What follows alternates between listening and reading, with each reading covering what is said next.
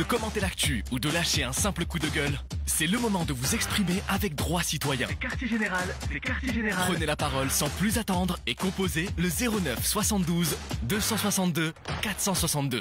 Allez, respirez et décompressez. Composez le 09 72 262 462 et déposez votre message dès maintenant sur le répondeur qui redonne la parole aux citoyens. Une émission animée par Vincent Bach. Retrouvez toutes nos actus sur notre page Facebook droitcitoyen.info.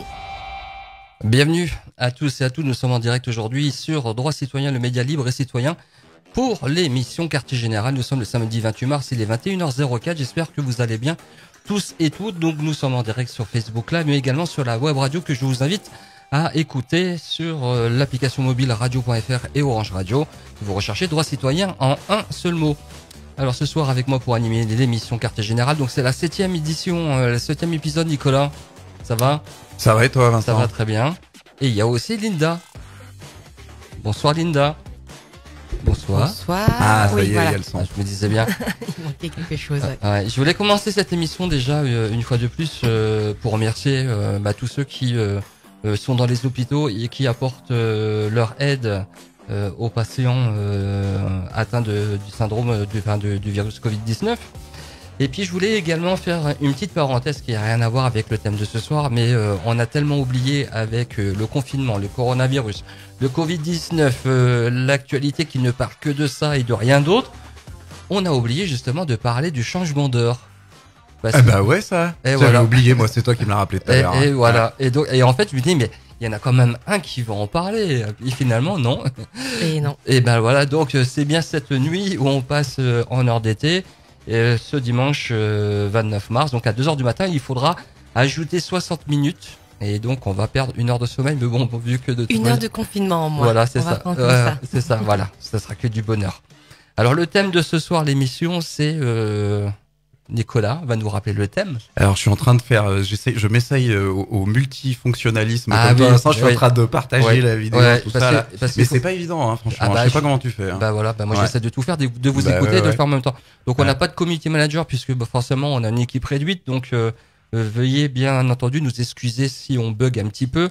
Mais en tout cas, on est très attentif aux messages que vous allez nous laisser. Donc je voudrais vraiment que vous puissiez nous aider ce soir à partager cette vidéo sur les groupes auxquels vous êtes abonnés, sur vos pages si vous en avez, et également sur vos profils afin que tout le monde puisse profiter de cette émission.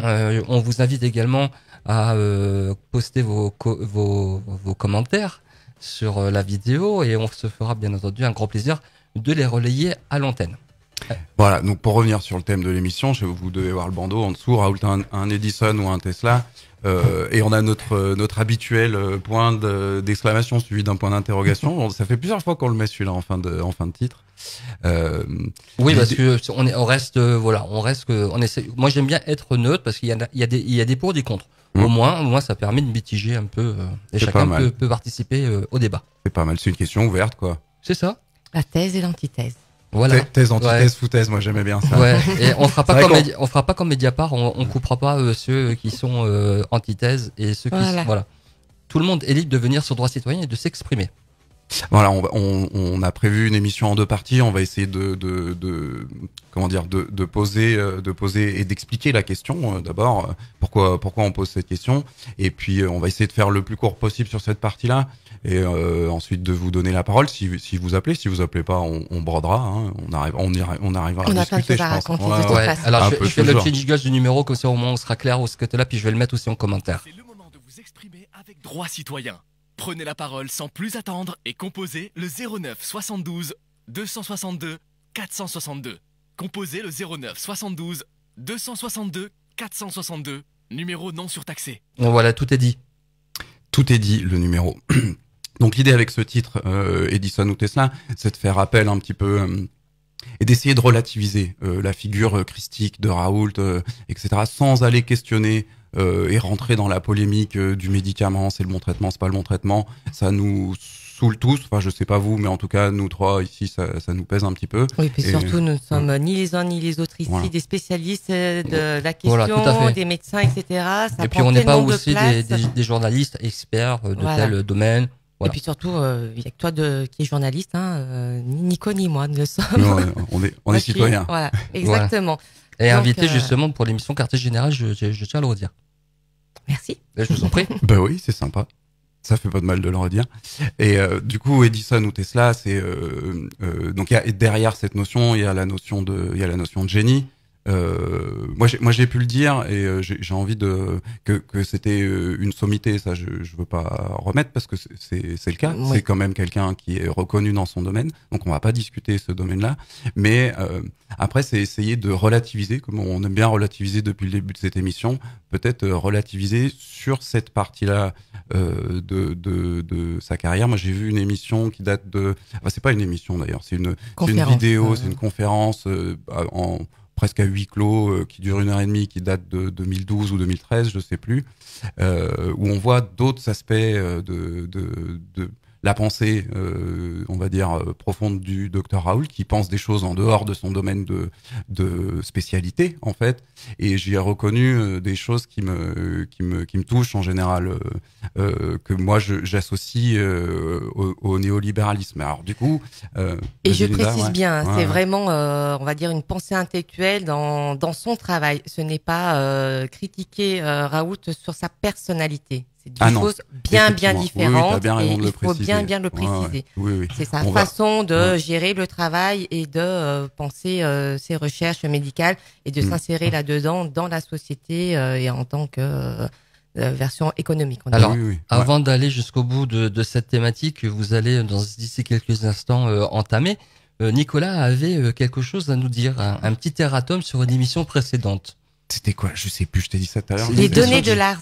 Ah oui, je vous ai dit à l'émission précédente qu'il n'y avait pas de données qui étaient sorties. C'est vrai. Merci Vincent. Et j'avais même oublié. Sur les données et les statistiques de mortalité toute cause en France, que moi j'ai découvert dans la première conférence qu'on a diffusée du Dr Raoult, enfin la première vidéo sur YouTube, qui est pas sa première à lui, mais c'est la première qu'on a diffusée nous la semaine dernière. Il parlait de ces statistiques de mortalité et je les ai recherchées, je les ai pas retrouvées, elles ont disparu. Et en fait, elles ont pas disparu, ils les ont intégrées dans le bulletin, coronavirus. Et donc du coup, je les ai retrouvées hier et elles ressortiront, je pense, mercredi prochain. Donc peut-être la semaine prochaine, on se fera cette émission dont on parle depuis longtemps, d'analyse de statistiques, des chiffres, un truc bien chiant. On essaiera de trouver des trucs un peu moins relous à mettre autour. On essaiera de trouver quelqu'un qui soit moins chiant pour les expliquer. Ah, c'est sympa. Merci Vincent. Mais j'essaierai de faire bien, mais faut déjà que je les comprenne, parce qu'il y a des choses qui sont pas évidentes en fait.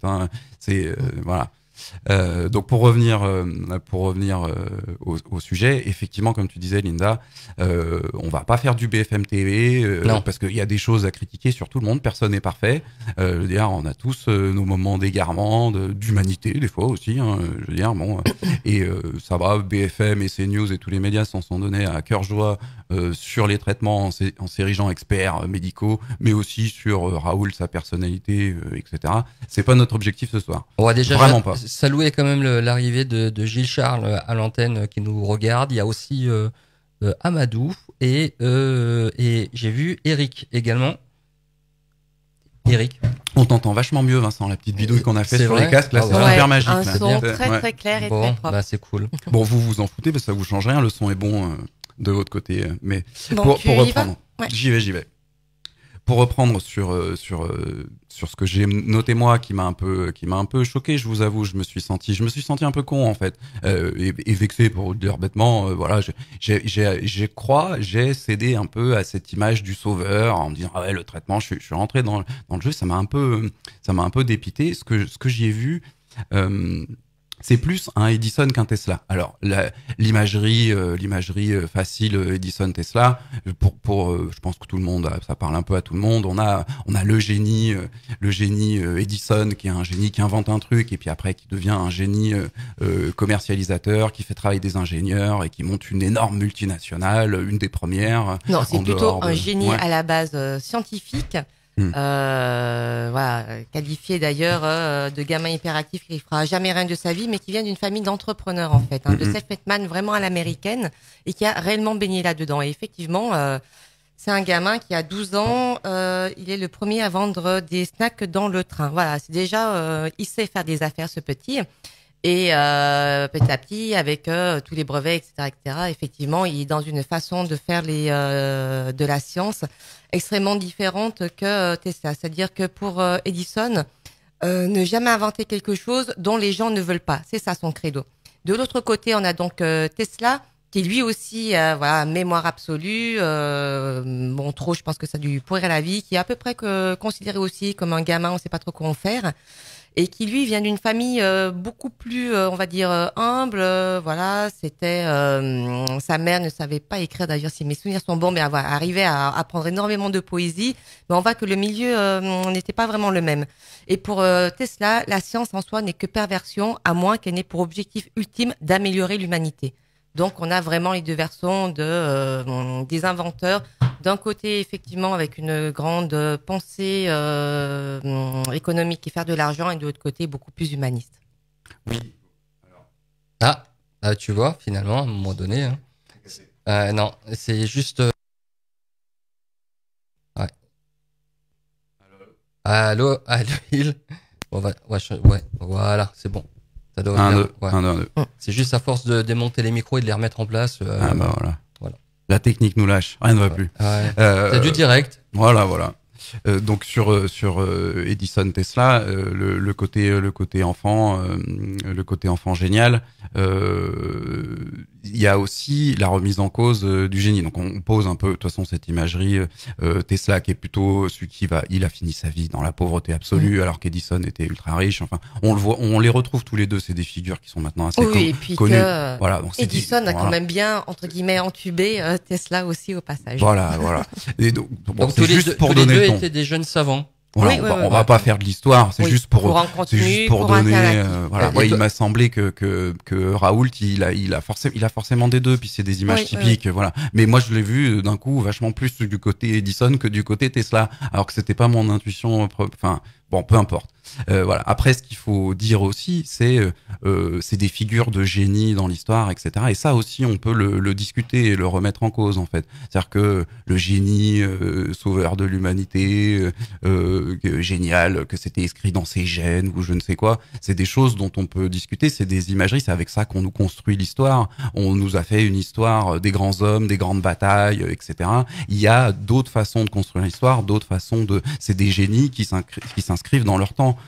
Comme Mozart, comme Warhol, comme tous les génies en fait, c'est pas des individus particulièrement doués. Warhol n'était pas un génie. Oui. Alors en plus c'est discutable d'un point de vue totalement artistique. Oui. Ouais. Non, mais au-delà de ça, c'est-à-dire que là on est, alors je ne sais pas pour Raoult, mais on est vraiment que ce soit Edison, Tesla, Mozart, De Vinci, c'est quand même des personnes qui étaient surdouées, mais très très très tôt. Voilà, gamin. Je sais plus, à 7 ans, je crois, Mozart qui faisait sa première symphonie au concerto, voilà, mais c'est vraiment des gamins surdoués à la base. Ouais, moi je pense que tout le monde est surdoué. Ne l'était pas du tout. Ah, ok. Moi, je pense que tout le monde est surdoué. Oui, et d'ailleurs, Raoult est d'accord avec ça. Donc, moi, je lui trouve des mauvais côtés, néolibéraux, on va dire. On va peut-être expliquer un peu après le côté économique. Mais en tout cas, sur ça, dans cette conférence qui dure une heure et demie, il parle de curiosité, lui. Et la curiosité, les enfants, ils en sont tous dotés, en fait, à la naissance. Et après, c'est le milieu social qui change plus ou moins la donne.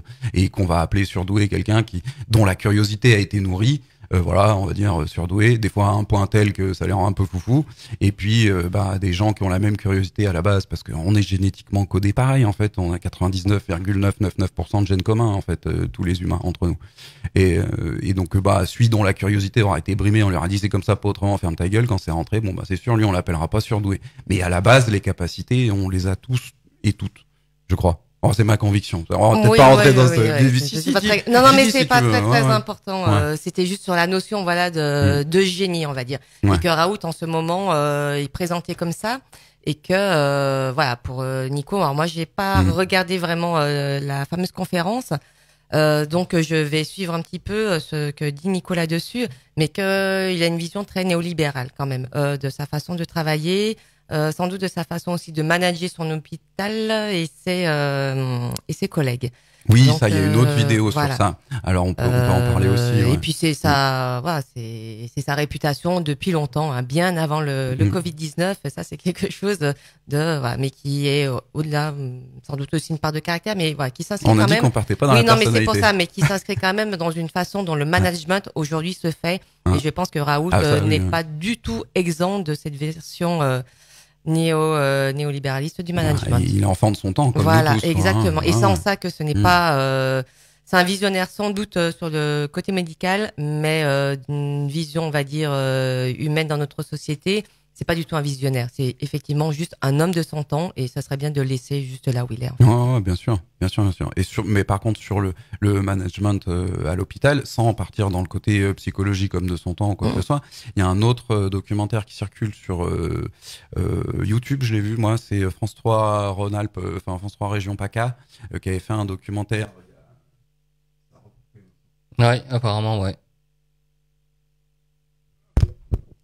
Voilà, France 3 Région PACA, qui a fait un documentaire sur et qu'ils ont rediffusé, qu'ils ont réactualisé en fait, et qui fait pas mal de vues, donc vous l'avez peut-être vu passer.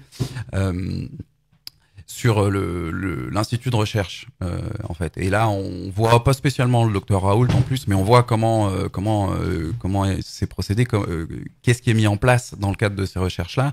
Et ce qui m'a choqué, moi, sans en parler sur la psychologie, c'est qu'en fait il était mis en place des procédures, pour raison médicale, de réduire au maximum la durée des séjours en hôpital. Donc ça s'inscrivait dans les politiques néolibérales de saccage de l'hôpital public.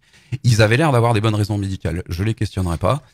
Mais ça passait par des techniques de management avec des puces RFID qui traçaient les soignants, etc., qui étaient assez horrifiantes. Et voilà, donc moi ça m'a encore aussi intrusif sur les libertés, on dira. Voilà, ça m'a aussi mis la puce à l'oreille, on va dire, quoi. C'est des choses qui sont interpellantes. Alors pour définir un petit peu et rebasculer sur la suite, parce qu'on va pas y passer des heures non plus sur Raoult. L'idée, c'est d'expliquer peut-être un peu le libéralisme, le néolibéralisme, l'ultralibéralisme très très rapidement. Le libéralisme, on connaît tous, c'est cette philosophie des Lumières à la base, c'est l'idée de la liberté. Moi, j'en ai une vision un peu particulière. Moi, il me semble que le libéralisme, c'est cette façon qu'on a eue à cette époque-là d'intégrer. On a inventé le libre arbitre en fait, et c'est pour moi le libre arbitre, c'est quelque chose qui a été importé d'une foi religieuse qui était en déclin dans les milieux où on parlait des Lumières en fait, chez ces philosophes-là.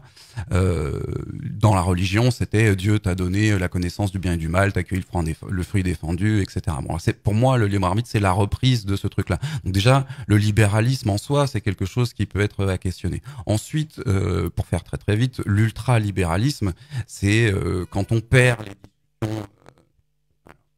T'en perds ton micro. Ouais. 1, 2, 1, 2. Voilà, nickel, ça marche. Le libéralisme ultra, c'est quand on perd le foisonnement d'origine, parce que la vision que j'ai donnée du libéralisme, là, c'est très court et c'est très caricatural, en fait. Il y avait un foisonnement philosophique, et il y avait des discussions, Rousseau, Voltaire, enfin voilà, qui essayaient et qui donnait une vraie réflexion nouvelle sur, et il y a eu une vraie libération au niveau de l'humanité avec ce libéralisme. L'ultralibéralisme, c'est quand on perd les débats du début et quand on l'économicise. Voilà, ça devient une théorie économique poussée à bout. Ça se relie avec les libertariens, avec des choses où l'État doit disparaître. C'est un genre d'anarchisme de droite, un genre d'anarchisme purement économique en fait, et où on retourne à la loi de la jungle en disant voilà, il faut pas gérer, limite il y en a certains qui sont même pas pour l'État régalien, pas d'armée, pas de droit, rien du tout. C'est ça le libertarianisme. Oui, c'est la liberté maximale des entreprises à faire de l'argent avec l'apport minimal d'intervention. Voilà, l'État minimum, le ultra-libéralisme. Il y en a plusieurs nuances. Il y a plusieurs nuances d'ultralibéralisme. Et il y a plusieurs nuances de libéralisme. Et le néolibéralisme, c'est une chose qui a été analysée dans un bouquin récemment par Barbara Stiegler, qui remonte à la généalogie du néolibéralisme. En tout cas, moi je le reprends à mon compte. Elle le fait remonter à la crise de 29 en fait.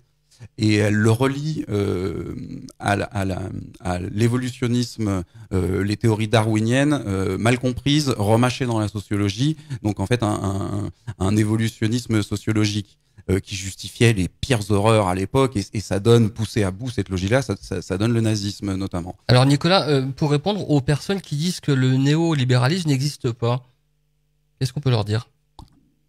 Rien de tout ça n'existe en fait, c'est des concepts humains dans la réalité. Oui, en fait c'est des noms qu'on donne à une idéologie. Voilà. Enfin une idéologie. Oui, libéralisme, oui, une idéologie. Parce que il y a le néolibéralisme qui n'est pas le libéralisme économique. C'est quand même un libéralisme économique, ça c'est une théorie économique, on va dire. Le néolibéralisme, c'est quand même un positionnement, c'est une volonté. J'aurais du mal à. C'est des concepts en fait. Le réel, il est d'un seul tenant, donc effectivement les concepts humains. Oui, il y en a beaucoup. Alors il y en a beaucoup qui disent oui. Alors sur différents sujets, ça c'est du néolibéralisme. Il y en a qui disent mais non, ça n'existe pas. C'est pas évident, moi qui suis pas trop là-dedans, de savoir où je dois me situer. Ah, on est comme Raoult en fait. On est tous fils de notre temps, tu vois. On est tous fils de notre temps et on est forcément fils et filles de notre temps, c'est vrai. Merci Linda. Et on est tous contaminés par l'idéologie bourgeoise et l'utopie néolibérale. Donc ça, c'est ce qu'on avait dit dans la première émission. Tous à des niveaux divers. Tu vois, tu t'en rappelles mieux que moi, dis donc, j'ai oublié ça. Ouais. T'avais dit que justement, on était dans ce confort à la bourgeoisie. Oui. Tu te souviens je me rappelle. Mais disons qu'à un moment donné, là, aujourd'hui, un néolibéralisme, comme on l'entend actuellement, on peut se caler à peu près années 70-80. Bon, voilà. Alors oui, c'est ce que j'étais en train de dire. Ouais. Parce qu'à la base, c'est le capitalisme. Le capitalisme qui n'est c'est pas tout à fait la même chose en fait que le libéralisme économique, qui n'est pas tout à fait la même chose non plus que le néolibéralisme. Ce sont des concepts, c'est-à-dire qui sont parallèles.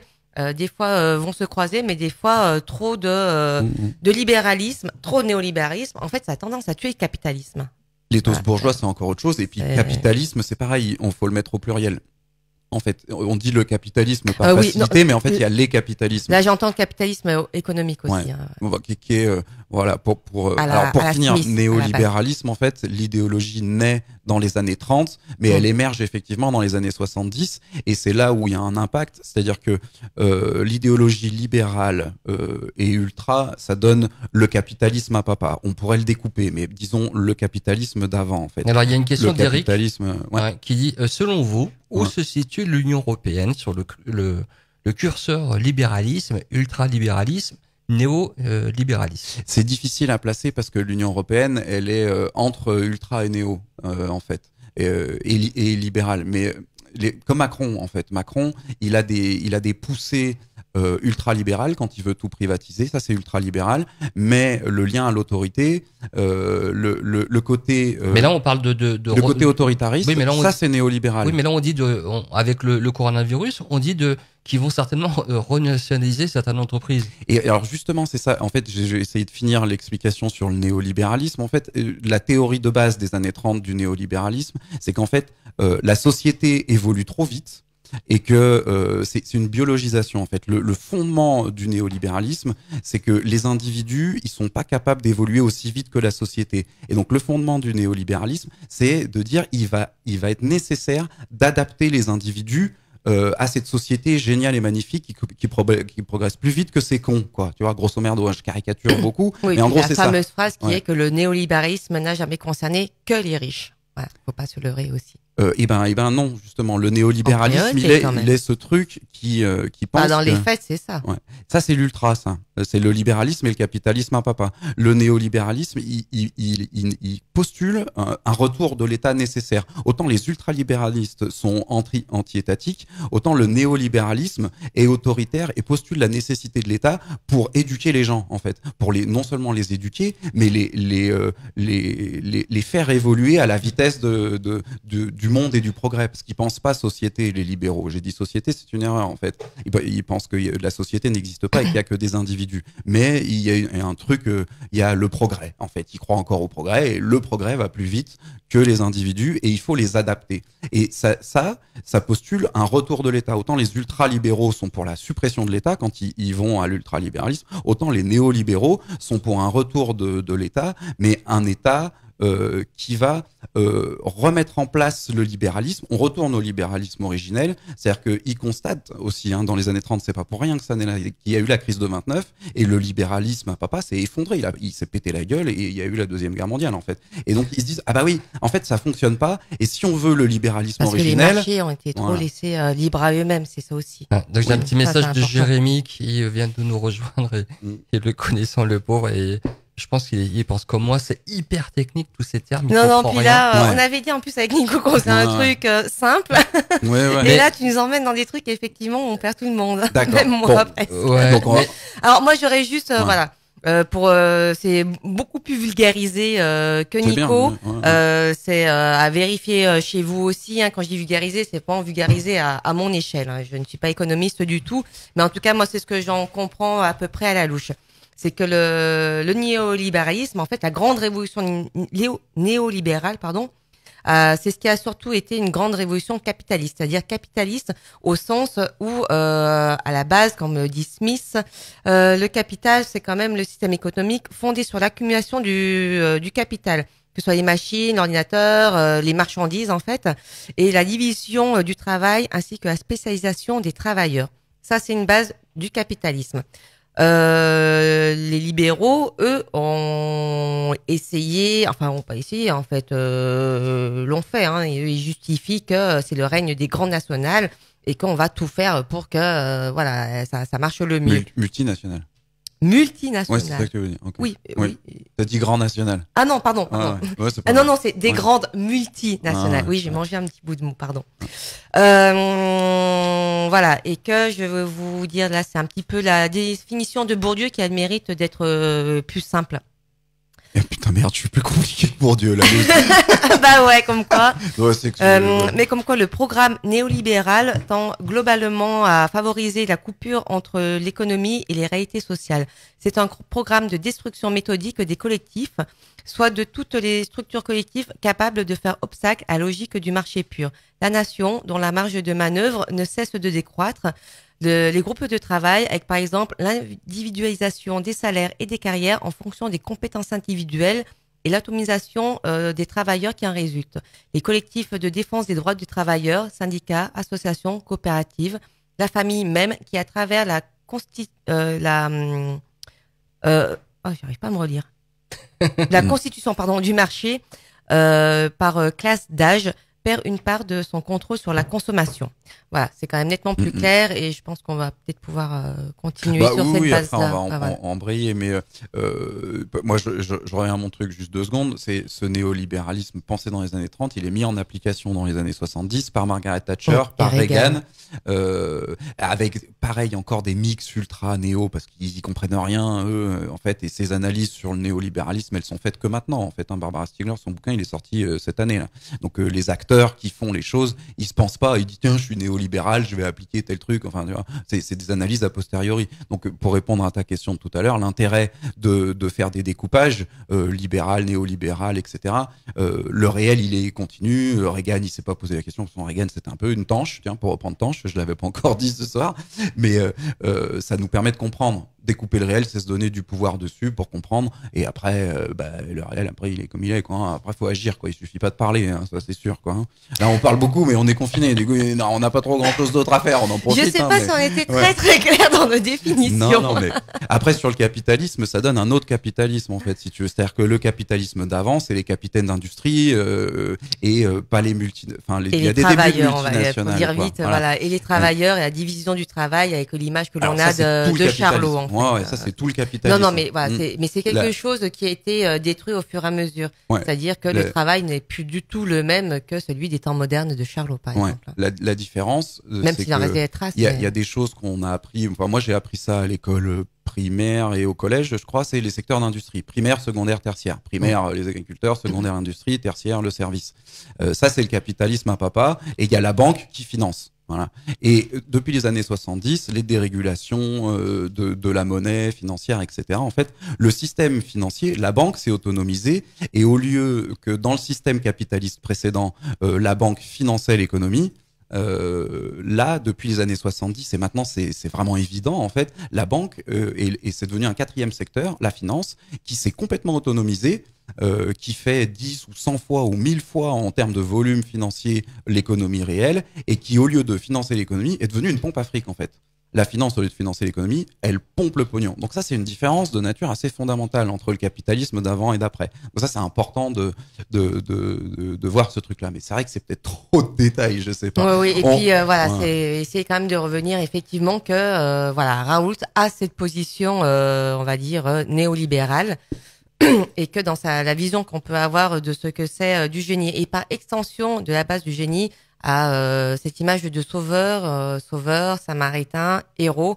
Voilà, essayer de basculer peut-être sur la deuxième partie. Alors, je viens juste de poser un petit sondage pour ceux qui veulent y répondre, justement, en posant une question toute simple. Est-ce que vous pensez être un libéral, néolibéral, ultra-libéral ou rien de tout ça? Donc, répondez. S'ils arrivent à répondre, c'est que, que les explications étaient claires. C'est cool. Ouais, on va dire qu'il y aura au moins une personne qui aura compris. Mais bon, voilà. On va essayer de basculer sur la suite. Sur cette vision-là, la suite, c'était quand même de voir, a-t-on besoin de héros? Actuellement, on voit bien dans tous les médias et puis beaucoup sur les réseaux aussi les soignants, ce sont nos héros, les travailleurs sont nos héros, et que je ne suis pas sûre. Et d'ailleurs, certains soignants, notamment 2-3 infirmières, ont un petit peu braillé là-dessus en se prenant en photo, en disant non, mais on n'est pas des héros. Et moi, je considère effectivement que nous n'avons pas besoin de héros parce que c'est quand même une construction. Alors je dis pas, peut-être quand on est enfant, à la rigueur, ça aide quand même à se construire, à avoir, à dépasser ses peurs, à avoir cette jolie image. Mais au niveau sociétal, se cacher derrière des héros est toujours extrêmement dangereux en fait. Et par rapport à nos soignants, et quand je dis soignants, c'est vraiment les éboueurs aussi, les femmes de ménage, qui sont toujours un petit peu moins héroïques quand même que les soignants. Priorité aux soignants, les autres viennent toujours après, alors qu'il me semble que tout le monde est égal à ce moment-là, c'est-à-dire tout le monde fait son travail, en fait, est bien dans la merde, et parce que il y a une conscience professionnelle, tout le monde y va, et je ne suis pas sûre qu'à un moment donné, la conscience professionnelle soit moindre chez les éboueurs que chez les soignants, médecins y compris. Tous les humains aiment bien faire leur travail correctement. Exactement. Alors vous aussi, on s'en arrête là. Si vous souhaitez participer en direct à l'émission, donc vous pouvez le faire directement sur notre fil conducteur de l'émission sur la page droitcitoyen.info, et également vous pouvez nous téléphoner au 09 72 262 462. Je répète, 09 72 262 462. Voilà, et qu'on a toujours besoin d'un idéal dans les grosses temps de crise. Donc là, on en a un certain nombre. Et quand je dis ça, ça n'enlève pas du tout l'admiration qu'on peut avoir pour ces personnes de travailler dans des conditions aussi difficiles. Mais en faire des héros, ça me semble extrêmement dangereux en fait. Dangereux parce que même si on a besoin d'un ciment social, on a besoin de la fameuse... comment a dit la jeune fille la dernière fois? Unité de solidarité ou de nation solidaire. Voilà, le héros a tendance unité en fait... nationale. Unité nationale, voilà. Le héros est généralement le fer de lance de ça, et en fait ça cache toujours quelque chose. On cherche toujours des héros, que ce soit Raoult le sauveur qui répond à nos peurs, on le met très très haut. Les soignants, c'est du même ordre en fait, parce que c'est lié à la même peur, c'est lié à la même peur de la mort, qui est, moi à mon sens, lié à l'incompétence de nos dirigeants et à leur cynisme, et qui nous met en panique. Nicolas aime bien revenir sur le mot incompétence et cynisme. Ouais. J'aime bien parce que ça nous permet incompétence et cynisme, ça permet de sortir de visions strictement complotistes qui sont enferrantes après. Que je veux pas nier l'existence de complots. Il y a une phrase toute simple qui dit le problème avec les complots, c'est d'en voir partout et d'en voir nulle part. Ah, on a un appel qui arrive, on va le passer en ligne. Bonjour. Ah, ça voilà. Ah, c'était un appel erreur. C'était un appel timide. Rappelez. Bon, peut-être on va en profiter pour avancer sur les héros, parce que c'est important ce que tu dis, Linda. La façon qu'on a d'héroïser nos soignants, c'est aussi une façon de rester sur notre cul quelque part.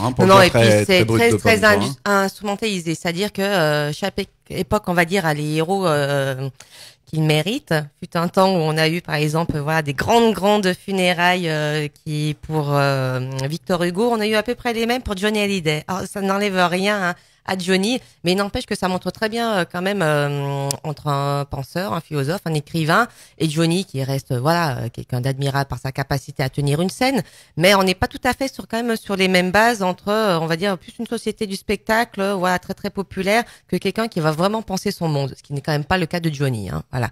Et que c'est quoi le problème avec le populaire, Linda? Ah mais rien sur le populaire, mais juste qu'à un moment donné faire des funérailles comme Johnny a eu, alors que oui, c'est une star. Mais voilà, ça a surtout permis à Macron de faire réunir un petit peu comme ça tout le peuple derrière le héros du moment qui était Johnny Hallyday. Et en fait, c'est en ça que c'est à chaque fois dangereux parce que Steve Jobs, est aussi un héros. Enfin, on en a à foison actuellement. C'est un entrepreneur, lui, Oui, mais il est quand même considéré. Mais quand on parlait de fans, les fanatiques de Steve Jobs, c'est quand même colossal. Mais comme tu dis, c'est important parce que le pouvoir chope ça.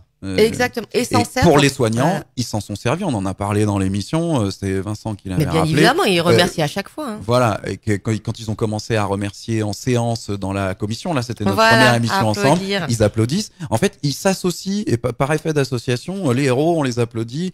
Du coup, on les trouve tout de suite plus sympathiques. On oublie qu'ils participent de la casse de l'hôpital public, en fait. Voilà. Et c'est ça, parce que ça cache systématiquement la réalité. Le héros national, ce que l'on a actuellement, parce que je pense que toutes ces personnes, on va avoir, comme on l'a déjà dit dans une des émissions, on va avoir des monuments aux morts pour ceux qui sont morts au travail. Enfin, ça va être un gros flonflon là-dessus, qui va prendre de la place, qui va prendre de l'argent en plus, parce que ça coûte de l'argent, toutes ces petites choses, nos impôts vont y passer. Et là, ça fait quand même bien marronner, mais c'est surtout que ça évite de parler de tout le reste. C'est-à-dire que cette ferveur nationale, qu'elle soit derrière nos soignants, qu'elle ait été à d'autres époques derrière une Jeanne d'Arc, on a toujours les héros qui viennent au fur et à mesure. Roland aussi, c'était une grande figure héroïque de la construction française, notamment Première, Deuxième Guerre mondiale. C'est très très récurrent, mais que ça cache tout simplement tous les manques en fait, c'est-à-dire la casse de nos droits, la casse de l'hôpital. La gestion extrêmement incompétente, amatrice de la pandémie actuelle. Et en sortie de confinement, on va dire on va fêter nos héros. Alors, on va tous faire l'apéro, tous baiser et puis tous aller admirer nos héros. Non. La première chose qu'il va falloir faire, c'est quand même bien coller au réel et bien se dire que les personnes héroïsées actuellement, j'espère quand même, ce sont d'ailleurs les premières dans la rue une fois qu'elles auront un petit peu récupéré, mais il va falloir vraiment descendre dans la rue et là montrer que on n'a pas besoin de héros.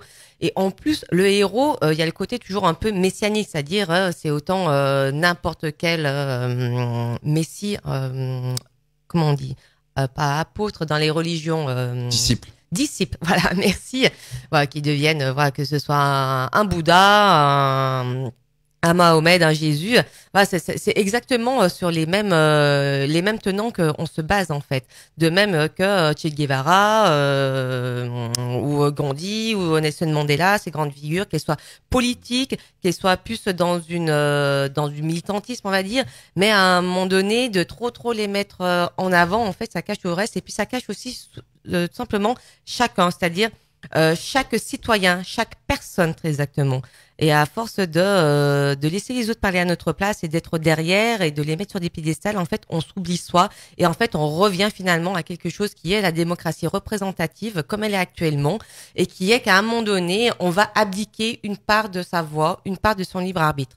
Je sais que là, oui, Nico me dit, mais moi, je dirais encore plus loin. Moi, je dirais encore plus loin que toi. Pour moi, l'héroïsation, c'est des mécanismes de déni collectif. On s'est raconté une belle histoire sur la résistance française, alors que tout le monde a soit de collaborer, soit juste continuer à vivre sa vie. C'est pas une question de jugement de valeur. Moi, personne sait ce qu'il aurait fait pendant la guerre. Est-ce qu'il aurait pris les armes au péril de sa vie, lutter contre l'armée allemande qui était ultra balèze à l'époque? Bon, ça, c'est pas le problème. Mais on n'avait pas envie de se raconter ça comme histoire. l'histoire. Non plus la collaboration des élites bourgeoises aux entreprises qui étaient tous pro-Hitler et qui trouvaient ça très bien.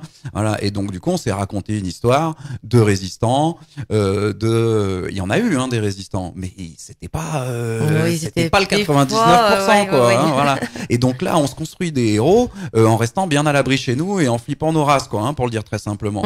Et on vit de la même façon que Macron essaye de s'y associer. Nous, on fait la même chose en tant qu'individu. En tant qu'individu, on est là, les soignants, c'est héros, et nous, on est à l'abri chez nous avec nos masques, et on peut, et on flippe. Voilà, et on flippe. À juste titre, de la même façon que je juge pas dans l'histoire, je juge pas maintenant. Moi, je suis pas sorti de chez moi non plus, et je suis pas sûr d'être capable de faire le boulot qu'ils font. Enfin, les mecs, non, mais on veut le croire. C'est le côté, voilà, petit aparté, mais ça m'a fait sourire dans mes recherches, c'est les neurones miroirs.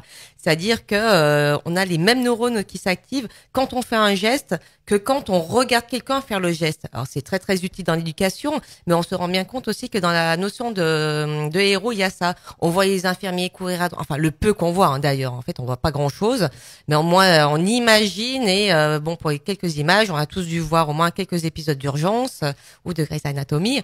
Mais voilà, il y a quelque chose, voilà, et on se dit oui, on participe nous aussi parce qu'on est derrière et on les soutient.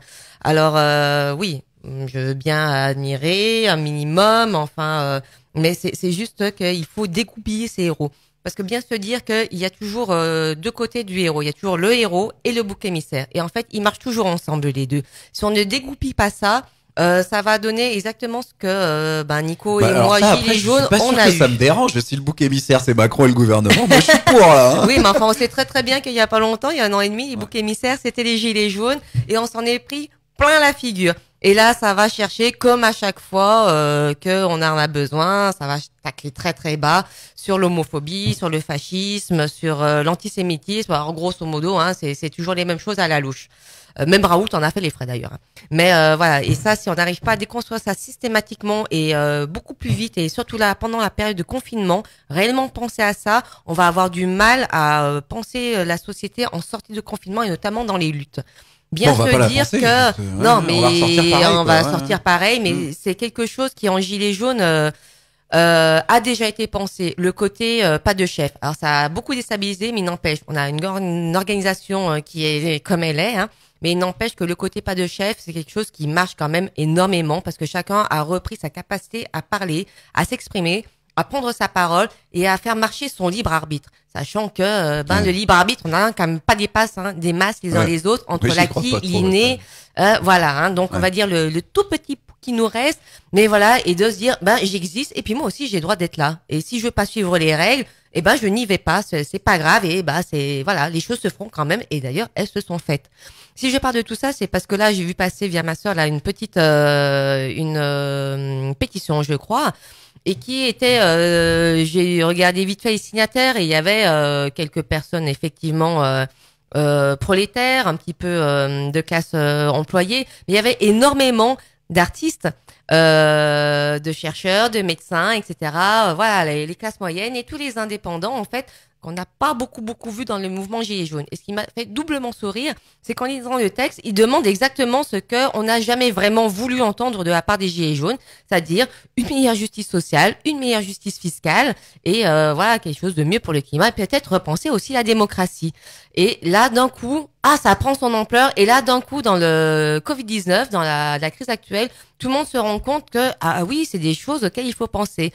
Mais c'est marrant parce que amené par les Gilets jaunes, et c'est pas du tout faire un cocorico, on était là en premier. Et j'espère que d'ailleurs, tous les Gilets jaunes, à un moment donné, on va pas dire ça, t'étais où avant, on s'en moque, on était avant. C'est juste que là, il n'empêche, moi j'ai souri un petit peu, après je arrêterai de sourire, je me dis, ok, là, enfin, il n'empêche que tout le monde arrive à arquer dans le même sens.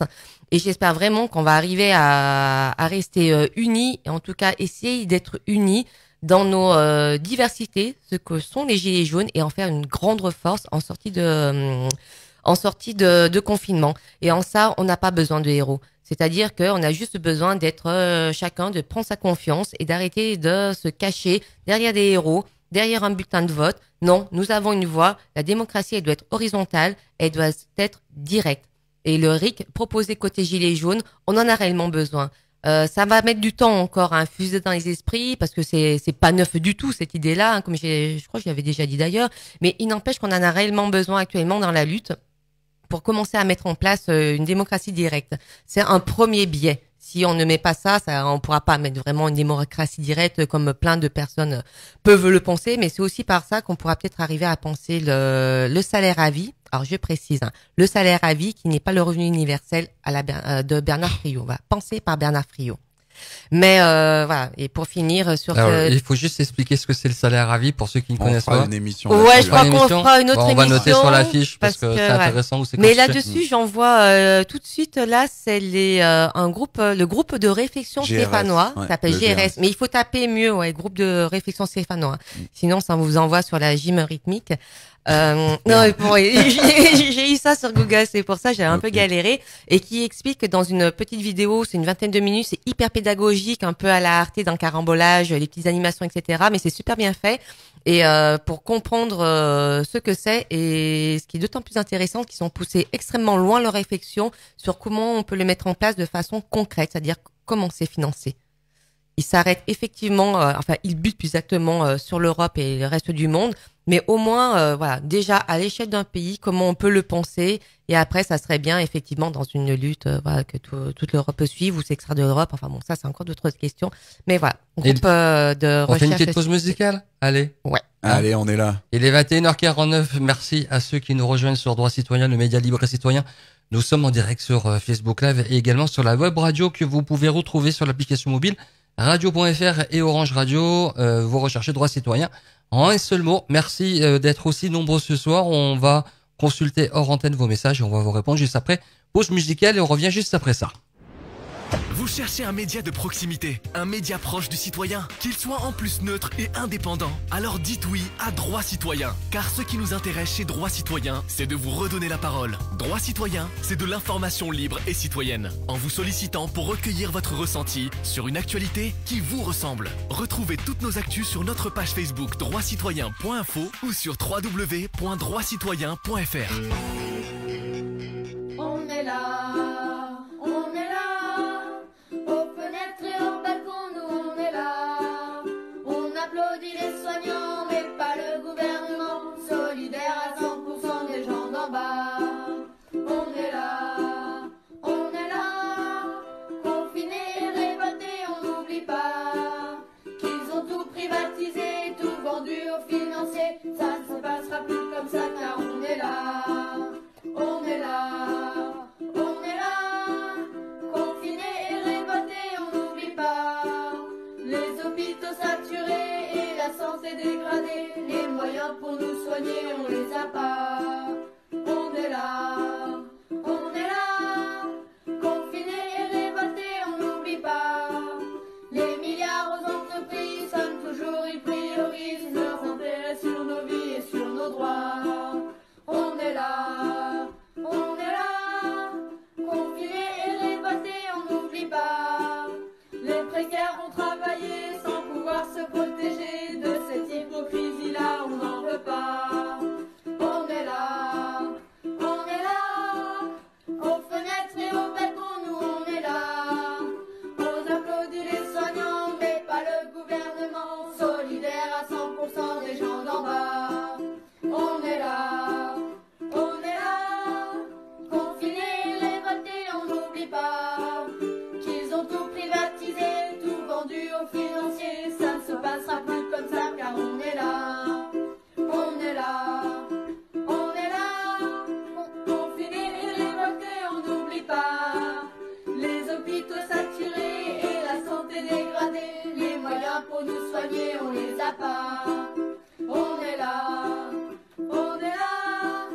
Confinés et révoltés, on n'oublie pas les milliards aux entreprises, comme toujours ils priorisent leurs intérêts sur nos vies et sur nos droits. On est là.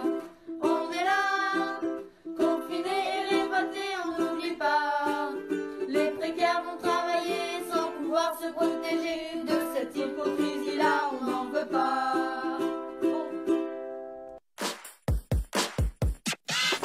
commenter l'actu ou de lâcher un simple coup de gueule, c'est le moment de vous exprimer avec droit citoyen. C'est Quartier Général, c'est Quartier Général. Prenez la parole sans plus attendre et composez le 09 72 262 462. Allez, respirez et décompressez. Composez le 09 72 262 462 et déposez votre message dès maintenant sur le répondeur qui redonne la parole aux citoyens. Une émission animée par Vincent Bach. Retrouvez toutes nos actus sur notre page Facebook droitcitoyen.info. Allez, 21h52 pour ceux qui nous rejoignent, nous sommes en direct, l'émission Quartier Général avec ce soir avec moi pour animer les intervenants Nicolas Farkas et Linda Roux. Rebonsoir à vous tous et à vous toutes. Et rebonsoir. Vincent. Voilà.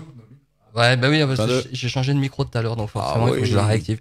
09 72 262 462, je répète le numéro 09 72 462, voilà. Et voilà, il sait plus le numéro. Moi, je vais pas pouvoir t'aider, là. 09 72 262 462. Vous nous appelez, on vous passe à l'antenne, on discute avec vous et ce sera avec grand plaisir. Je sais pas moi, c'est qui vos héros, ça vous parle. Peut-être on peut réembrayer un peu là-dessus, parce qu'il me semble que c'est important quand même de comprendre que il marche plus non plus celui-là. Si, il marche très bien. Ouais. Ok, c'est important de comprendre cette histoire de héros en fait. C'est-à-dire que si on a des héros, c'est les raisonnements de la servitude volontaire. C'est par là que ça passe aussi. C'est-à-dire que si on veut s'émanciper collectivement, il faut qu'on ait tous le sentiment qu'on peut le faire et il faut s'en donner les moyens. Le héros participe de l'impuissance en fait. C'est-à-dire on regarde en haut encore comme d'hab. Alors on regarde ailleurs quoi. Hein, on regarde en haut. Le bouc émissaire Macron, on regarde en haut le sauveur Raoult, le sauveur personnel soignant, le sauveur truc, le sauveur muche. Déjà pour l'estime de soi c'est pas terrible, hein, parce que on regarde tous ces héros ou tous ces génies du mal là, et nous on est des petites merdes et des petites crottes et des petites fourmis, alors que non, chaque vie humaine compte, chaque être humain. Moi je crois pas trop au libre arbitre, mais en tout cas on est tous doués de raison et on peut faire tous plein de choses, les construire ensemble, que ce soit dans le réel ou des idées, et les deux sont complémentaires. Une idée qui débouche sur rien, c'est une idée morte, et une action qui est pas pensée, c'est pas une action, c'est un poulet sans tête qui court quoi. Hein. Donc voilà, on est tous complémentaires, on est tous utiles, et il faut qu'on soit conscient de nos valeurs individuelles et collectives, plus collectives que individuelles. Ouais. Et puis surtout qu'on a quand même une vision du héros aujourd'hui. Alors j'ai parlé là beaucoup plus cinématographique, mais qui pour moi est très très importante quand même sur ce qu'est le héros et notamment le super-héros. C'est-à-dire les premiers super-héros c'était Superman, enfin Seconde Guerre mondiale. Voilà, il fallait donner du baume au cœur, on va dire, à la population. Et quand on va aujourd'hui, ça fait quelques années, il y a un énorme boom. Alors c'est financier, bien évidemment. Entre, je ne sais pas, alors, je sais même plus à combien on est, Avenger 1, Avenger 2, Ligue des Justiciers 1, 2, 3, 4. Bon, après, effectivement, j'en ai regardé beaucoup, je reste, assez friande de ça. Mais ce que je trouve toujours intéressante, c'est que s'il y a bien une chose qui, depuis la Seconde Guerre mondiale, quand bien même l'image des super-héros ont évolué. C'est-à-dire que le plus humain, ça reste Batman, voire même Spider-Man. On va dire dans le. Oh là, mais on est des spécialistes. Oui, un petit peu. Donc, je peux, un petit message à Jérémy, si tu peux éventuellement donner l'info à Johan que ce soir on parle de super-héros et on va peut-être déboucher sur les mangas. C'est pas plus mal. Ah, je peux aussi. Ah bah tu peux. Est-ce que tu connais l'histoire des super-héros à la base? C'était pour vendre quelque chose, par rapport à la propagande. Les premiers Marvel. Oui. Les premiers Marvel, ça vient de, les auteurs de Marvel sont des juifs. L'histoire du premier super-héros, c'est l'histoire du golem dans le ghetto de Varsovie, et ça vient de là. Le héros vient de la culture juive à la base. Ça a été bien récupéré par le capitalisme. C'est ce que tu étais en train de dire. Mais voilà, et bien récupéré, et surtout, mine de rien, quand même assez transformé. C'est-à-dire que c'est quelque chose qui reste toujours, la culture populaire reste toujours calée sur ce qu'est quand même la société. C'est toujours un reflet de société, on va dire à moyen, mais quand même, hein, c'est jamais ni visionnaire, c'est quand même très très lié à ce que l'on vit, à la contemporanéité, au monde contemporain, pardon. Je vais être sur des mots plus simples.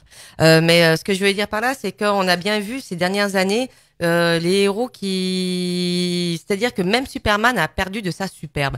Superman dans le dernier notamment meurt déjà. Superman meurt. Oh merde, je savais même pas. Oui. Bon, je vais spolier, mais il ressuscite. Oui, vous inquiétez pas.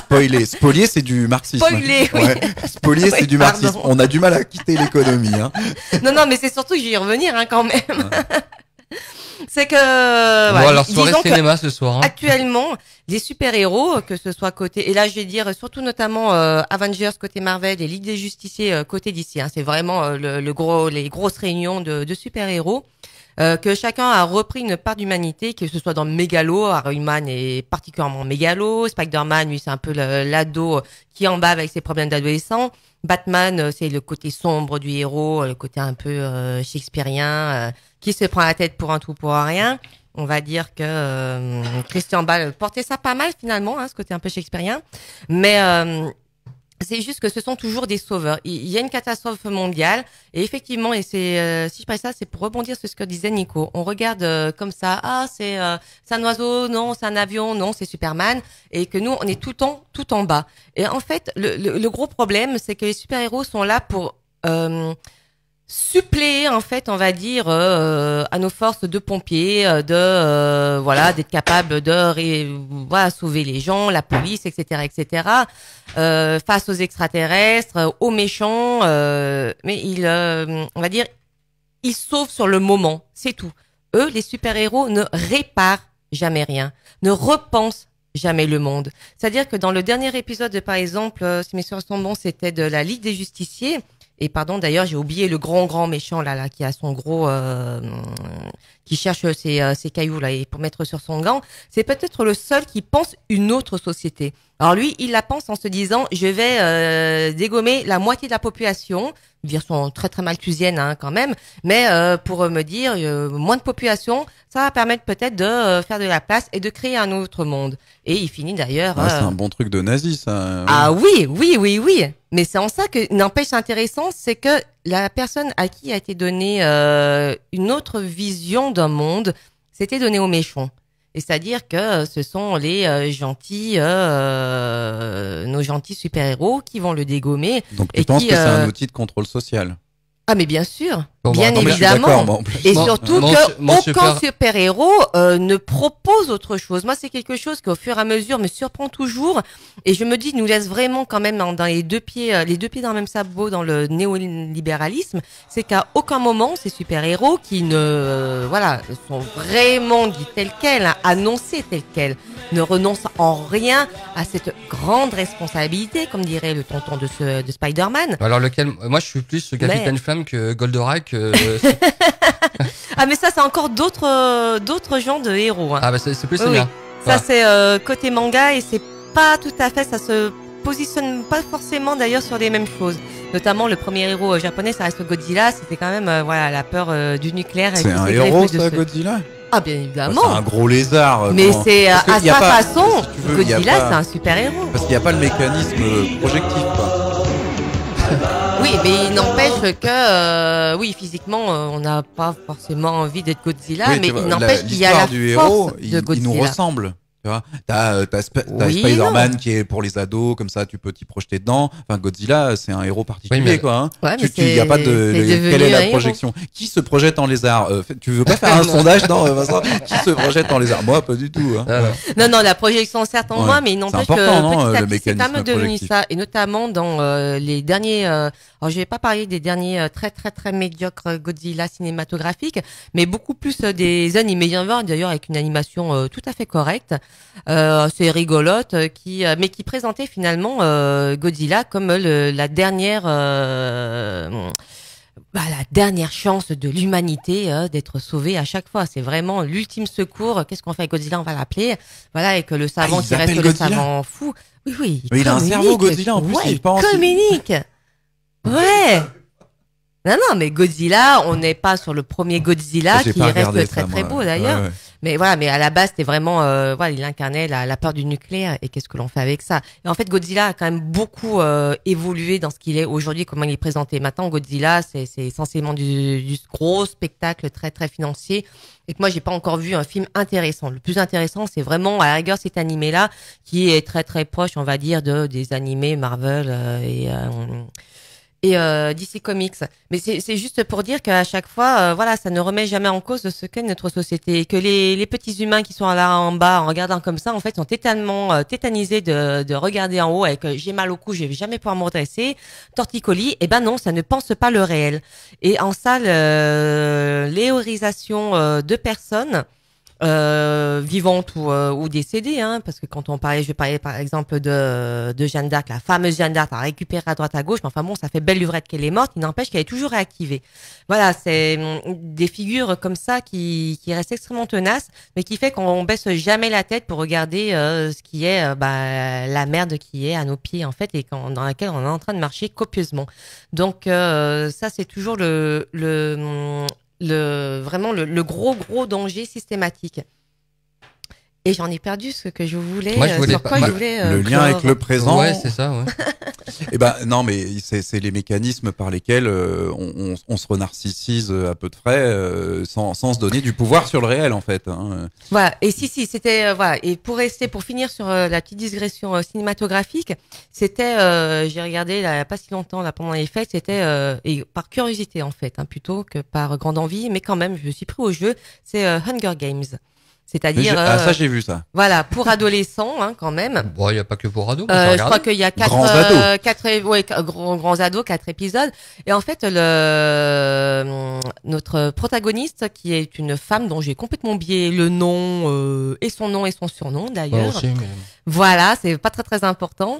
Mais notre héroïne, en fait, est une héroïne malgré elle. Elle, la seule et unique chose qui fait qu'elle prend une excuse-moi Linda, mais Eric qui dit droit citoyen au Club Dorothée. Ah ouais,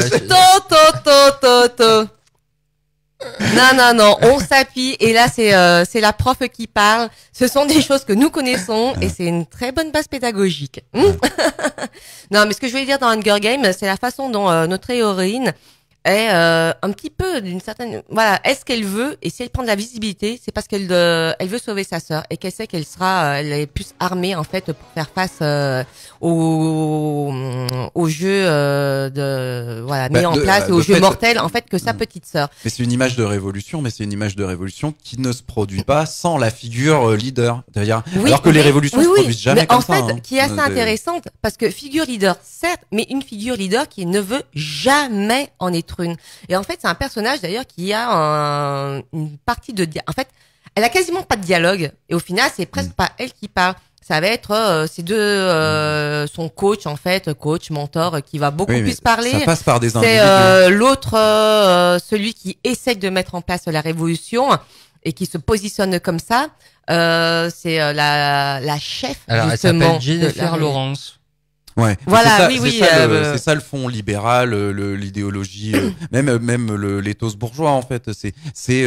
Ça passe par des individus. On s'est raconté notre histoire de la Révolution. Exactement. Comme ça aussi. Hein. La Révolution française, ça s'est passé parce que les gens, ils en avaient ras la casquette. C'était en mode gilet jaune. Ils ont pris les fourches, ils ont défoncé la Bastille et ils sont pas demander, enfin déclarer leur manifestation pour dire on va casser la Bastille. Non plus, non, ils ont pas déclaré et ils ont rien. Enfin, il y a pas de héros. On en a rien gardé en fait. Alors, maintenant, il y a quelques historiens qui font ce travail-là et qui vont chercher une autre histoire de la Révolution française. Mais celle qu'on nous a enseignée à l'école, c'est Robespierre, c'est machin. Il y a des choses importantes là-dedans. Côté Robespierre, le gros méchant, tout c'est sa faute. En plus caricatural, Danton, l'escroc. On arrive à caricaturer en se mettant des histoires de grands hommes qui sont une façon de masquer la réalité et pour encore une fois ça nous fait nous sentir pas à la hauteur de ces grands hommes. On se dit on va jamais pouvoir faire la révolution. Qui est Robespierre?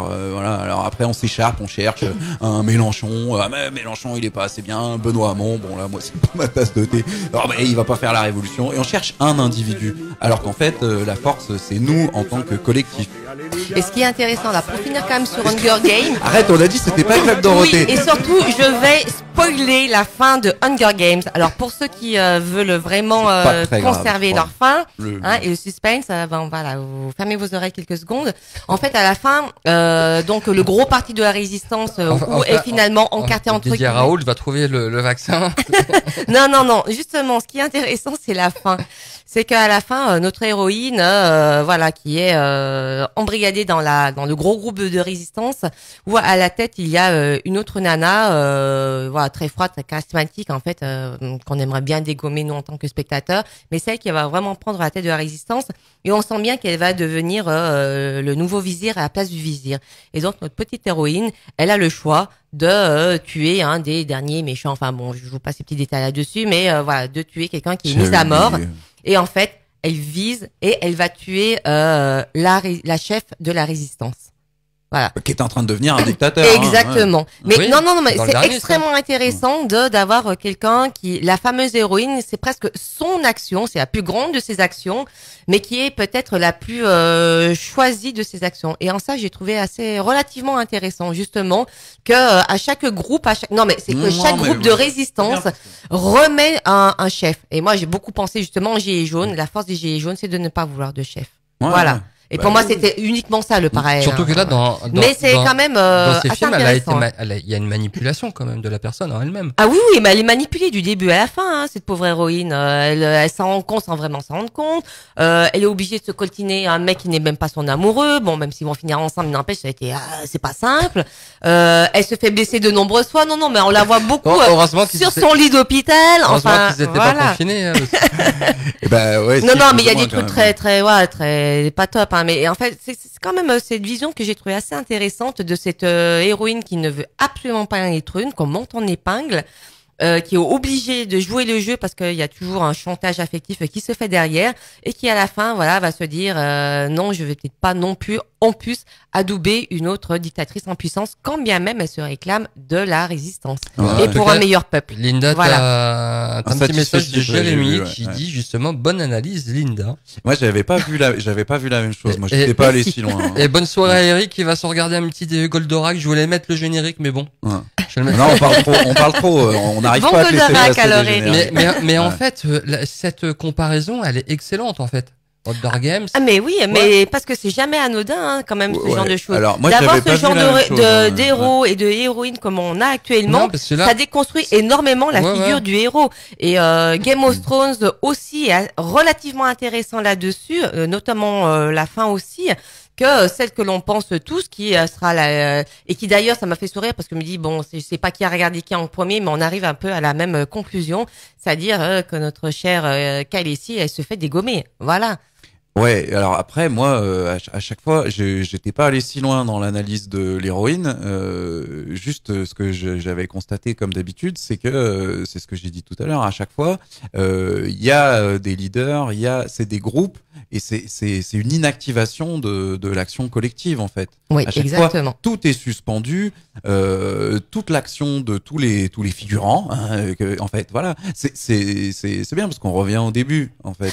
Et c'est un bon mot en fait. C'est-à-dire quand on a des héros et des boucs émissaires, des bons et des méchants, et ben ça nous transforme en figurants. Exactement. En fait. Et bien voir quand même, là je reprends mon petite comparaison avec Hunger Games, c'est-à-dire que elle permet, alors qu'une figure permette de bouger, je n'enlèverai jamais ça à la personne qui a un petit peu plus de visibilité. C'est juste toujours faire attention oui, on a besoin de bouger, sauf qu'à un moment donné, il faut bien se rappeler pourquoi on bouge. C'est-à-dire que Gilets jaunes, on est descendu dans la rue pour tous des raisons finalement très similaires, on va dire sur papier, mais de façon personnelle, en fait, il y a que soi qui peut savoir pourquoi on descend dans la rue.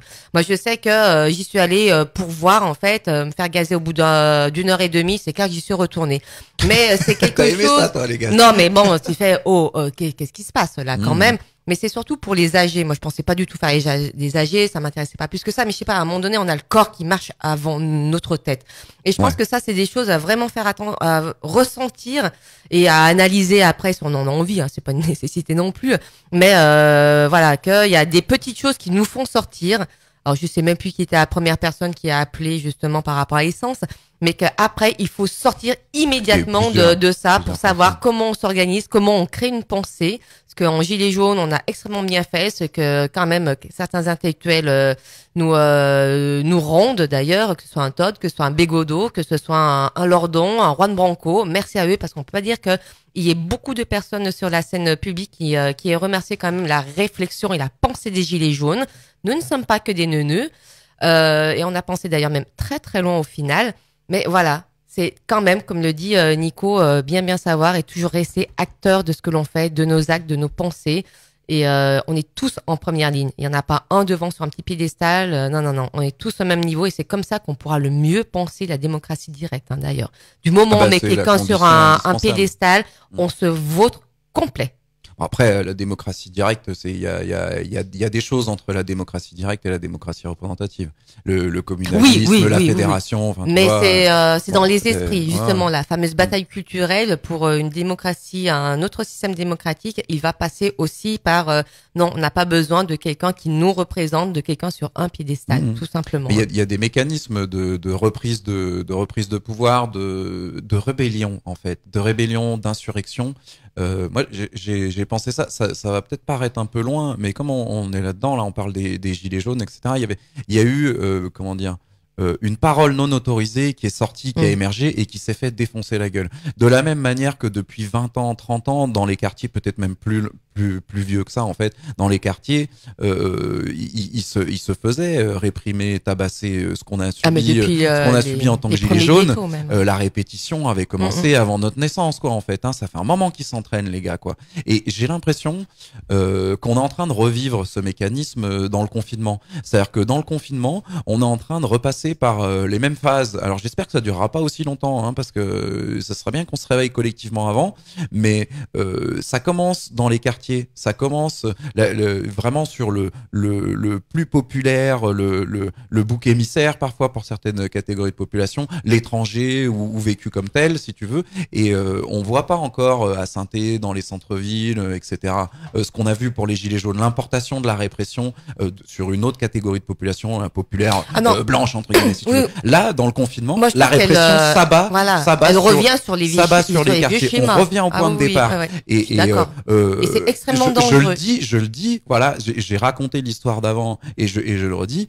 Surtout, ne croyons pas que ça va pas s'abattre sur notre gueule à un moment donné. Dès qu'on va l'ouvrir, on va se faire défoncer. Oui, et d'autant plus que c'est quelque chose, je pense qu'il y a plein de gens côté qui n'ont jamais fait des manifs, et je dis pas juste Gilets jaunes, en règle générale là depuis 1 an et demi, puis notamment depuis le 5 décembre. Mais ce que l'on voit actuellement, en mettant sur les réseaux, mais mon Dieu, comment on peut faire ça? Le mec qui se fait frapper là, à je sais plus quel quartier, ou la gamine qui se fait taser, la mère qui a son enfant à côté où ils sont 3 dessus. Ça, moi je ne connaissais pas avant les Gilets jaunes, mais pour l'avoir vu et puis en direct, voilà, c'est quelque chose. Je crois que côté Gilets jaunes, nous on sait maintenant. Ouais. On sait que cette violence-là, en fait, elle est quotidienne, elle est tout le temps, et elle a toujours été là. Et que beaucoup, peut-être, sont en train de la découvrir, en fait, via le confinement actuel. Et là, j'aimerais leur dire, sortez, ouvrez vos yeux vraiment une bonne fois pour toutes, et dites-vous bien qu'elle est partout, sur tout le monde. Et surtout, les infirmiers, infirmières, voilà, pas, exactement. Du moment où vous allez descendre dans la rue, vous allez vous en prendre la figure. Si vous avez quelque chose à dire contre le système, il vous le renverra dans la gueule. Je suis pas sûre. Il y a beaucoup de vidéos et de photos qui sont en train de ressortir actuellement, justement, sur les grèves des soignants et pour les hôpitaux, qui se font gazer, qui se font matraquer. Il y en a à gogo. Et après, voilà, c'est en ça qu'aujourd'hui, quand on dit faut prendre soin et que ça vient de l'AREM, ça fait un petit peu rigoler quand même. Non, moi ça me met en rage, mais toi aussi je pense. Oui. Il est 22h15, vous êtes toujours poliment sur Droit Citoyen. On va faire une petite pause musicale et on revient juste après. On lâche rien. Et on revient juste après. Allez. Leur système pouvait prospérer, mais fallait bien qu'un jour on se réveille et que les têtes se remettent à tomber. On lâche rien, on lâche rien, on lâche rien, on lâche rien, on lâche rien, on lâche rien, on lâche rien, on lâche rien. Ils nous parlaient d'égalité, et comme des cons on les a crus. Démocratie, fais-moi marrer, si c'était le cas on l'aurait su. Que pèse notre bulletin de vote face à la loi du marché? C'est con mes chers compatriotes, mais on s'est bien fait baiser. Et que pèsent les droits de l'homme face à la vente d'un Airbus? Au fond y a qu'une seule règle en somme, se vendre plus pour vendre plus. La République se prostitue sur le trottoir des dictateurs. Leurs belles paroles on n'y croit plus, nos dirigeants sont des menteurs. On lâche rien, on lâche rien, on lâche rien, on lâche rien, on lâche rien, on lâche rien, on lâche rien, on lâche rien.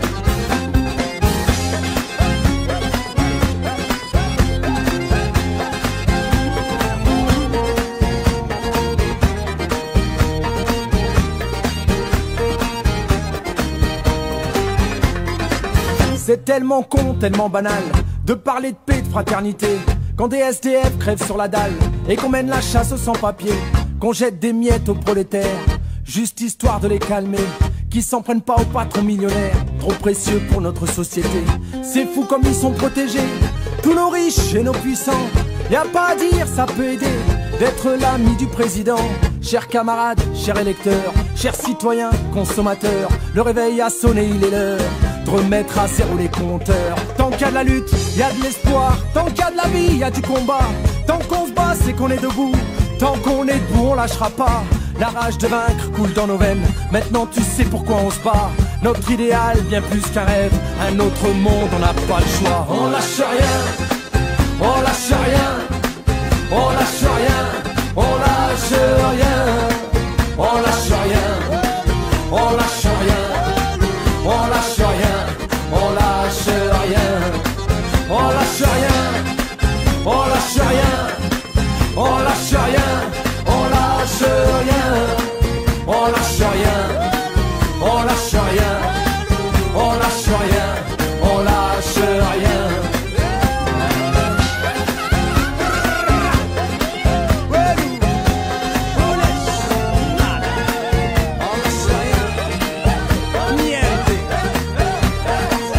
De retour sur Droit Citoyen, le média libre et citoyen. Alors là, vous l'avez vu, là, je me suis fait piraser Droit Citoyen par les Gilets jaunes. En direct, live, vous avez constaté comme moi que je me suis fait, mais vraiment...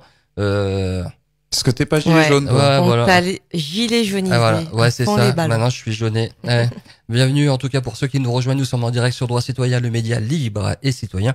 Il est 22h19 et nous avons ce soir dans les studios Nicolas Farkas et Linda Roux. Et le but de cette émission, c'est déjà de relativiser sur le coronavirus. Ça, je pense qu'on a bien relativisé. Et que, justement, on a parlé justement des héros, mais il y a aussi les anti-héros. Ouais. Voilà, héros, anti-héros, et puis surtout qu'à un moment donné, qui sont nos héros, et j'aimerais un petit peu rebondir là-dessus, et qui posent la question, alors, je sais pas, c'est une amorce là, peut-être qu'on fera notre émission dessus, ce serait peut-être pas mal, mais de voir à quel point, quels sont les métiers utiles et non utiles. Voilà. Oh bah alors ça, il y a un bouquin là-dessus. Voilà, hein. effectivement, déjà. Ouais, les bullshit jobs. Hein. Voilà. Moi je sais. Moi je sais. Madame, moi je sais. Moi j'ai un bullshit job. Non mais le critère il est super simple. Hein. Je sais pas s'il y a besoin. On pourrait. Non, mais disons que là, je crois que c'est beaucoup plus visible. Ne serait-ce qui peut télétravailler, qui ne télétravaille pas. Et quand je dis ça, c'est pas pour une part. Il y a les profs télétravaillent et franchement, je les plains, mais du fond du cœur. Parce que non, le critère c'est pas le télétravail, le critère dans le bouquin de non, mais je le dis parce qu'il y en a qui pensent comme ça en sur fait. Les bullshit jobs, non, le critère c'est pose-toi la question, si t'arrêtes de faire ton boulot, ça va manquer à qui? Voilà. Et donc quand t'es prof, que tu sens télétravail ou pas, si t'arrêtes de faire ton boulot, a priori c'est un peu compliqué. Je pense qu'il y a beaucoup de parents qui se rendent compte que c'est pas évident en ce c'est moment. pas facile d'être prof, non hein. Ouais. Et par contre, voilà, ça c'est le critère. Infirmière, si t'arrêtes de faire ton boulot, c'est vite c'est embêtant. pareil. Voilà, il y a quand même beaucoup de les fameux métiers essentiels, enfin les fameux, je sais même plus comment ils ont tourné ça là dans l'ordonnance. par rapport aux magasins ouverts, etc. Enfin bon, ce qui est vraiment nécessaire à notre vie, on se rend compte qu'il y a beaucoup de choses qui n'est pas nécessaire. Donc c'est peut-être une façon de arrêter de rendre les gens des héros, mais juste se dire quelle est notre place à nous et où on se situe dans l'échiquier du travail. Pour faire le lien avec le héros, est-ce que c'est nécessaire d'avoir des héros, les héros nationaux, les grandes figures, héroïser Macron chef de guerre, héroïser c'est toute l'émission quoi, hein. Héroïser Raoult comme sauveur de l'humanité, les soignants comme héroïques, alors que c'est vrai, tu l'as dit, mais tu l'as dit assez vite en passant, je pense. Il y en a quand même beaucoup d'entre eux. Je sais pas si vous avez vu ces vidéos. Moi, j'en regarde assez peu, mais j'en ai vu 2-3 quand même de soignants qui ont un petit peu la rage quand même et qui sont pas du tout satisfaits de cette image de héros. Oui, pas du tout satisfaits. Et il y a eu quelques photos qui sont sorties justement pour bien voir. Les héros, vous avez vu nos gueules. Ils sont, ils enlèvent les masques. Oui. Ils sont brûlés par les lunettes, brûlés par les, par le port du masque. Ils ont des traces. Ils ont des gueules de tétérés. Toutes les photos, on les voit dormir n'importe où, n'importe comment. D'ailleurs, je sais même pas si c'est juste en France. Je crois qu'il y en a qui venaient d'Italie d'ailleurs de ces photos, mais je pense qu'en France, ça doit être assez équivalent. Mais puis la frousse qu'ils doivent avoir en règle générale. Enfin, il y a beaucoup de choses. Ils disent, mais c'est ça. Enfin, je pense qu'ils voient très très bien eux que c'est pas ça la vie du héros, quoi. C'est vraiment pas ça. C'est naze en fait d'être un héros. Et puis après, il y a le héros à un moment donné, ils ont pas du tout envie de mourir pour la patrie. C'est pas ça. Ils font leur job. Le héros, on va dire. Il y a quelque chose de l'ordre, je sais pas si c'est pareil. Encore une fois, je vais reprendre mon petit truc là, cynique, incompétence, mais tu vois, dans la façon dont qu'ils ont de réquisitionner les cliniques privées sans les utiliser, on a l'impression qu'ils s'appuient beaucoup sur l'hôpital public, comme si c'était pour qu'il soit le plus fatigué possible en sortie de crise, quoi. Tu vois, hein, parce qu'il y a quand même des cliniques privées qui sont vides. Alors il y a peut-être des raisons sanitaires et médicales, mais enfin bon, on peut quand même les adapter assez facilement, je crois. Oui, et je crois qu'ils ont vidé les cliniques, ils ont vidé tous leurs agendas pour qu'ils puissent être disponibles. Pourquoi est-ce qu'on répartit pas la charge de travail? Est-ce qu'on sait pas le faire? A priori, on s'est envoyé des gens dans des avions militaires à l'autre bout de la France, donc on peut peut-être les envoyer à la clinique privée voisine, histoire que les soignants dans les hôpitaux, ils meurent peut-être un peu moins, parce que plus t'es fatigué, plus t'es susceptible de mal vivre le virus. Hein, et puis ils ont affrété là pour la Martinique un porte-hélicoptère en fait qui va servir justement d'hôpital, d'annexe à l'hôpital. Donc si un porte-hélicoptère peut servir à ça, comme le fameux TGV, je pense que les cliniques privées pourquoi on le fait pas? Pourquoi on le fait pas? Et les soignants, ils vont peut-être sortir de cette crise tellement rincés qu'ils n'auront peut-être pas la force d'aller. C'est pour ça qu'il faudra prendre la relève, hein, parce que je pense qu'ils auront besoin de beaucoup de repos. Et puis il y aura tout le suivi psychologique qui sera une autre émission, ça c'est sûr, mais qui se redresser. Justement, tout à l'heure on parlait du fait que on perdait un peu la notion des jours. Oui, mais après, Moi j'avais envie de demander qu'est-ce qu'on fait moi. Moi j'ai pas d'agenda en fait. Donc c'est un truc j'ai hyper l'habitude de passer. Vu comme on perd la notion des jours. Pas d'agenda. Quand je suis en mode artiste, je veux dire. En tout cas, il y a beaucoup de mes amis qui savent plus quel jour on est, et moi ça m'arrive aussi. Bah oui, parce que là tous les jours se ressemblent. Hein.